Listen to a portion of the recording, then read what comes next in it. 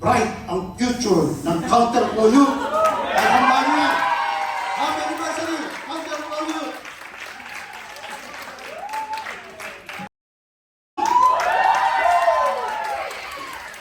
Years of God's faithfulness, 11 years of hindi tayo tumigil sa paglilingkod sa ating Panginoong Diyos. Kaya nagpapasalamat tayo sa ating Panginoon. Ang hindi atang team, kung di ako nagkakamali, is home. Napakaganda sa topic na malapit sa akin, sa puso ko, tahanan. Sa passage natin, so that the world, sa John chapter 1 verse 14, so that the world became human and made home among us. Kita natin doon sa New Living Translation. Si Jesus Christ, He made home among us. Iniwanan niya yung langit para sa ganon ay tumira sa puso natin. Ako'y naniniwala since na tinanggap niyo si Jesus Christ sa inyong puso, ang ating Panginoon ay nakatira sa inyo. Nasa puso natin siya. Hindi siya aalis doon, hindi niya tayo iiwanan.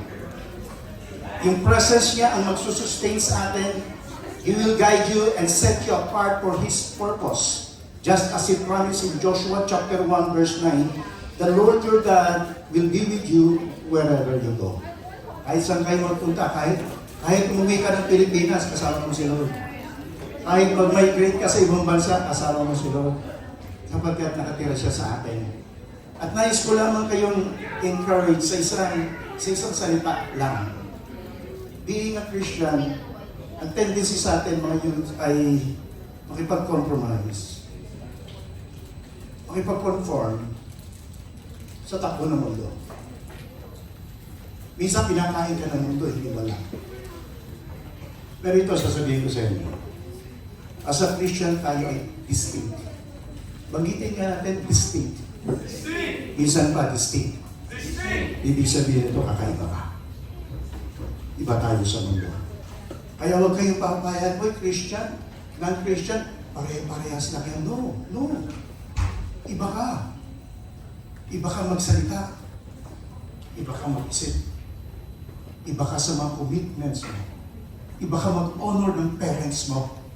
Nakikita at nagre-reflect si Jesus Christ sa buhay mo. Tandaan niyo, distinct ka. Kakaiba ka. Ito ang pinaghahandaan kong message sa 12 sessions ng worship service natin ng Friday and Saturday. Ang kanyang bayan ng Panginoong Diyos, binukod niya to be distinct among the nations. Maging kakaiba tayo. Tandaan niyo kahit saan kayo pumunta, tandaan niyo lang yan.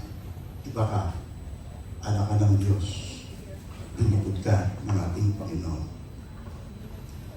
So tatlong bagay lang na nais kong dalhin sa inyo as a distinct child of God.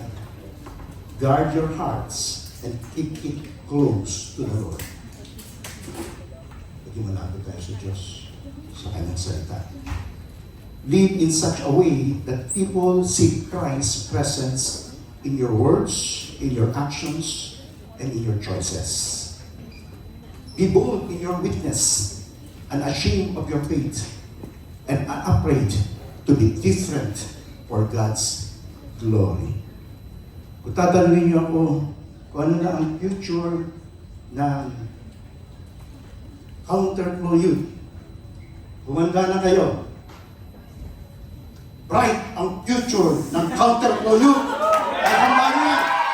Happy anniversary!